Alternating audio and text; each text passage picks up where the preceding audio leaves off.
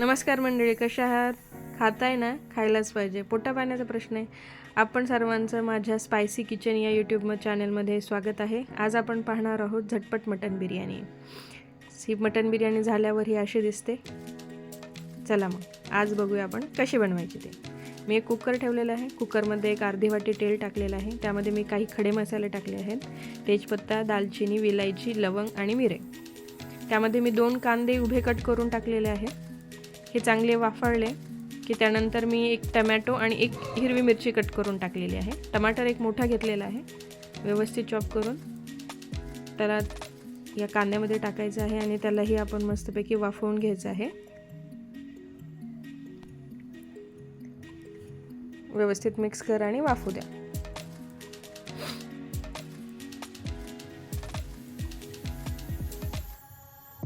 व्यवस्थित वाफवून घ्यायचे, हलवून घ्यायचे. त्यामध्ये आपण 2 इंच अद्रक आणि 1 लसणाची कांडी याचं व्यवस्थित साफ करून त्याच्या अद्दरबद्दर पेस्ट केलेली आहे ती आपण त्यात घातलेली आहे. ती आपल्याला मिक्स करून घ्यायची आहे.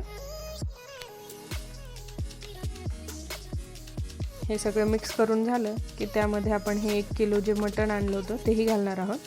ते घालायचं आहे. त्यामध्ये आपण हळद, धणे पावडर आणि चवीनुसार मीठ घालून हे सर्व एकजीव करून घ्यायचं आहे व्यवस्थित. शूट करताना एका हातामध्ये मोबाईल धरून दुसऱ्या हाताने हे करणं थोडंसं अवघडच जातं, पण कधीतरी सुरुवात करावी लागेल ज्यामुळे आपल्याला नंतर परफेक्शन मिळेल. हीच पहिलीच सुरुवात आहे. पाहू शकता आपण त्याला व्यवस्थित मिक्स करून घेतले. कोथिंबीर टाकली आहे आणि चवीनुसार मीठ टाकलेलं आहे. त्यात पाणी घालायचं आहे शिजेल एवढं आणि व्यवस्थित कुकरचं झाकण लावून आपल्याला 3 शिट्ट्या घ्यायच्या आहेत. 3 म्हणजे आपल्याला हे 70% आपल्याला शिजवायचं आहे. जास्त राहणार 70 to 80%. तुम्ही बघू शकता हे सूप त्याच्यामध्ये स्टॉक पण झाला आपल्या मटणचा. आणि आता हे मटण किती शिजले हे तुम्हाला दाखवते. थोडंसं गरम आहे पण तुम्ही पाहू शकता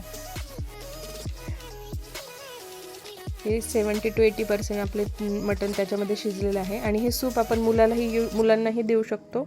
एका ह्याच्यामध्ये 2 काम होतात. हे सूप मुलांना यूज होणार आहे. आपल्यानंतर काळा तिखटचा काळा रस्सा बनवणार त्याच्यातही यूज होणार आहे. आता ह्याच्यात फक्त आपण 2 कांदे ते कट करून त्यांना असे ब्राऊन होईपर्यंत ते काढून घ्यायचे. 1 वाटी दही घेतले, अर्धी वाटी. त्याच्यामध्ये आपण जे ब्राऊन केलेले कांदे आणि माझा बिर्याणी मसाला आहे ते मी ग्राइंड करून हे सगळं ह्याच्यामध्ये टाकलेलं आहे अर्धी वाटी दह्यामध्ये. आणि त्याचबरोबर हे सगळं मिक्स करायचं. याच्यामध्ये आपल्याला लाल तिखट, हळद घालायची आहे, मीठ घालायचं आहे. त्याच्यामध्येच मी पुदिना आणि कोथिंबीर टाकले. हे सर्व व्यवस्थित मिक्स करून घ्यायचं आहे. आणि जे आपण मगाशी उकड बनवली होती त्यातला सगळा स्टॉक काढून घेतलेला आहे. म्हणजे त्यातलं सगळं सूप काढून घेतले आणि हे मटण मी एका मोठ्या नॉनस्टिकच्या मोठ्या पॅनमध्ये टाकले. आणि जी पेस्ट आपण बनवली होती दही आणि माझा सिक्रेट मसाला आणि कोथिंबीर आणि पुदिन्याची ती आपण याच्यात घालतोय आणि ती व्यवस्थित एकजीव करून घ्यायची आहे. माझ्या हातामध्ये एका हातामध्ये मोबाईल आणि एका हाताने ती करणं मला फार अवघड होते, तरी मी करत आहे. तुम्ही बघू शकता हे कसं आपण जे मटण टाकलं होतं त्याच्यामध्ये सगळे मसाले त्याला असं मस्तपैकी तवंग सुटलेला आहे.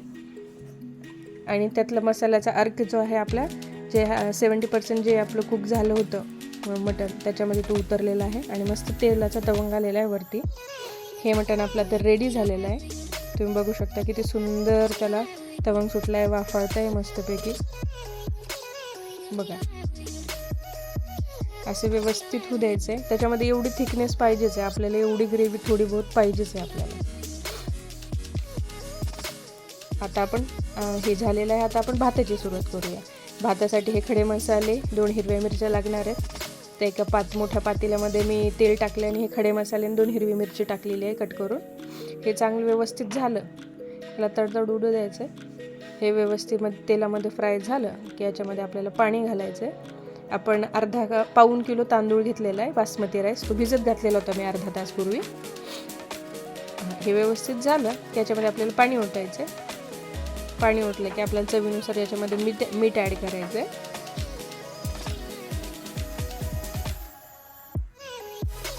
मीठ ॲड केलं की आपला जो तांदूळ आपण भिजू घातलेला होता म्हणजे जेव्हा आपली मटणाची प्रोसेस चालू होती तो तांदूळ ह्याच्यामध्ये घालायचा, वाफवायचा तो पण आपला 70 to 80% झालेला पाहिजे. तो व्यवस्थित झाला आहे आणि हे मटनही रेडी. आता मी ह्याच्या खाली तो भात उपसून घेतला, खाली भाताचा एक लेअर टाकला आहे, त्याच्यावर मटणाचा लेअर टाकणार आहे आणि पुन्हा हे सगळं व्यवस्थित मटण त्याच्यावर लेअर करून घ्यायचं आहे. आणि त्याच्यावर पुन्हा आपण उरलेला जो राईस आहे आपला, तो राईस पूर्ण व्यवस्थित लेअर टाकून द्यायचा आणि त्याच्यावर आपल्याला केसरचं दूध, केसरचं पाणी आणि हे जे एक कप आपलं दूध आहे ते साईडने टाकून घ्यायचं आहे. तूप टाकायचं आहे आणि कोथिंबीर आणि पुदिना आहे जो वरतून मी असं टाकलेला आहे. आणि कणकेचा गोळा करून तो साईडने लावून ताट फिक्स करून ते आपल्याला 20 मिनटं होऊ द्यायचं आहे. त्यानंतर तुम्ही बघू शकता 20 मिनटानंतर ही आपली बिर्याणी रेडी आहे. अशी जी माऊसूद झालेली आहे, राईस एकदम परफेक्ट झालेला आहे. तुपामुळे त्याला एक सुंदर स्मेल येतो आहे. बिर्याणीचा तर खमंग वास, त्याचं तर काही विचारायचंच नाही आहे. वेटही करा वाटत नव्हता, पण थांबावं लागलं ते ड्युटीहून येईपर्यंत. अशा प्रकारे आपली बिर्याणी रेडी आहे.